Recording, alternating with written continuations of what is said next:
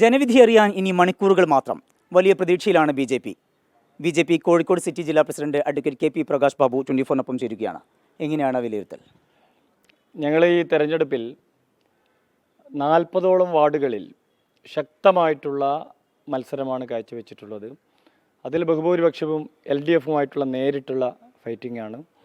പക്ഷെ പല വാർഡുകളിലും അവസാന ഘട്ടത്തിൽ ചില വാർഡുകളിൽ UDF അപ്രസക്തമാകുന്നത് കണ്ടു. പോളിംഗ് നടക്കുന്ന ദിവസം ചില വാർഡുകളിൽ LDF അപ്രസക്തമാകുന്നത് കണ്ടു. എങ്കിലും ഞങ്ങളെ സംബന്ധിച്ചിടത്തോളം വലിയ ആത്മവിശ്വാസത്തിലാണ്. ചരിത്രത്തിലെ ഏറ്റവും വലിയ മുന്നേറ്റം കോഴിക്കോട് നഗരസഭയിൽ BJP NDA സഖ്യത്തിനുണ്ടാകും. പല കോൺഗ്രസിൻ്റെ സിറ്റിംഗ് വാർഡുകളും പിടിച്ചെടുക്കും. അപ്രതീക്ഷിതമായിട്ട് ചില വാർഡുകളിൽ BJP വിജയിക്കും. ഇനി എന്തായാലും മണിക്കൂറുകൾ മാത്രമേ നമുക്ക് കാത്തിരിക്കേണ്ടതുള്ളൂ.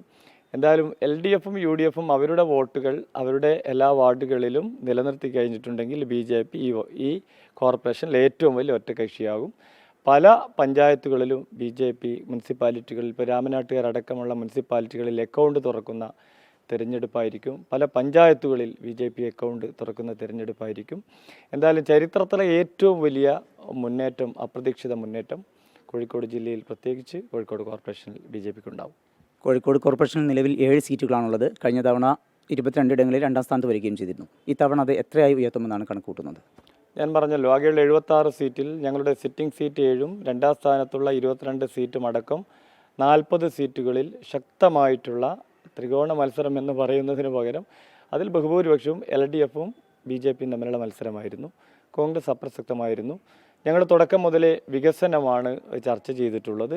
പക്ഷേ അവസാനത്തെ 2 ദിവസം LDFും UDFും വിവാദങ്ങളും അതേപോലെ തന്നെ വർഗീയ പാർട്ടികളുമായിട്ടുള്ള കൂട്ടുകെട്ട് ഒരു ഭാഗത്ത്, ചില വാർഡുകളിൽ BJP പരാജയപ്പെടുത്താൻ LDF പരസ്യമായിട്ട് സ്ഥാനാർത്ഥിയെ വെച്ചുകൊണ്ട് തന്നെ അങ്ങനെയുള്ളൊരു പരീക്ഷണം നടത്തിയിട്ടുണ്ടെന്നൊക്കെ അറിയാം. പക്ഷേ ഇതൊക്കെ അതിജീവിച്ചുകൊണ്ടുള്ള, ഞാൻ പറഞ്ഞിട്ടുള്ള ചരിത്രപരമായിട്ടുള്ള മുന്നേറ്റം കോഴിക്കോട് കോർപ്പറേഷനിലുണ്ടാകും.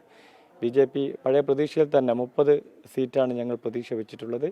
ആ പ്രതീക്ഷയിൽ തന്നെയാണ് ഞങ്ങളുള്ളത്. പക്ഷേ LDFിൻ്റെയും UDFിൻ്റെയും 2020 അല്ലെങ്കിൽ അവരുടെ വാർഡിലുള്ള വോട്ട് അവിടെ കാണണം.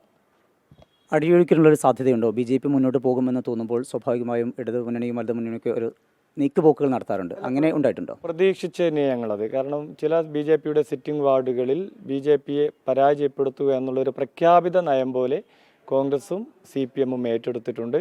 അതിനെ അതിജീവിക്കത്തരത്തിലുള്ള പ്രചരണങ്ങളും പ്രവർത്തനങ്ങളും ഞങ്ങൾ നടത്തിയിട്ടുണ്ട്. പക്ഷേ ബ്ലോക്കായിട്ട് ചില സ്ഥാനാർത്ഥികളെ ആത്മഹത്യാ മുനമ്പിലേക്ക് നയിക്കാൻ CPMും LDFും തീരുമാനിച്ചിട്ടുണ്ടെങ്കിൽ അതിനെക്കുറിച്ച് ഞങ്ങൾക്കറിയില്ല. എന്തായാലും ഇവരുടെ സഖ്യം തിരിച്ചറിഞ്ഞ വാർഡുകളിലെല്ലാം തന്നെ ശക്തമായിട്ടുള്ള പ്രതിരോധ പ്രവർത്തനങ്ങളിൽ ഞങ്ങൾ കഴിഞ്ഞ 2 ദിവസമായിട്ട് ഏർപ്പെട്ടിട്ടുണ്ടായിരുന്നു. വലിയ പ്രതീക്ഷ തന്നെയാണ് പ്രകാശ് ബാബു പങ്കുവയ്ക്കുന്നത്. രാജേഷ് വെള്ളേരിക്കൊണ്ടിനൊപ്പം സമീർ സി മുഹമ്മദ്, 24. ലോകത്തെവിടെയായാലും ഏത് സമയത്തും 24 വാർത്തകളും ഓഗ്മെന്റഡ് റിയാലിറ്റി പാക്കേജുകളും എക്സ്പ്ലെയിനറുകളും വിശദമായി കാണാൻ ഞങ്ങളുടെ YouTube ചാനൽ നിങ്ങൾക്ക് സബ്സ്ക്രൈബ് ചെയ്യാം.